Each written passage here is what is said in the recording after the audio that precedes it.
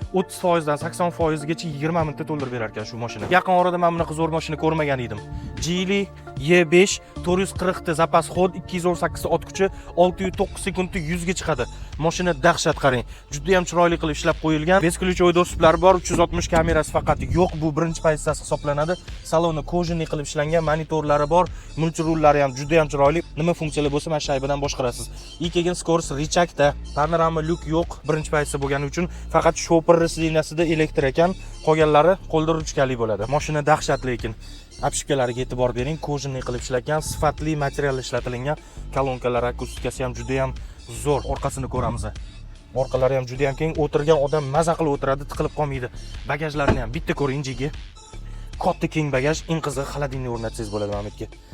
O'zini bыстрый zaryadkalari bor. Bitta zaryadga qo'yasiz, 20 minutdan keyin bemalol haydab chiqib ketsangiz bo'ladi. Qarang, asalmi? Bosib yuboring.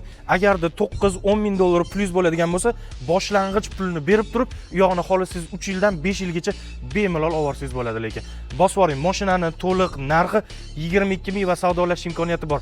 Bunaqa mashinalar faqat Port Avtoda bo'ladi. Shuning uchun obuna bo'lib, bizani kuzatib boringlar. Chotki mashinalarni sizlarga qo'yib beraman. Telegram kanaliga ham obuna bo'lib olish esdan chiqmasin. Sog' bo'linglar.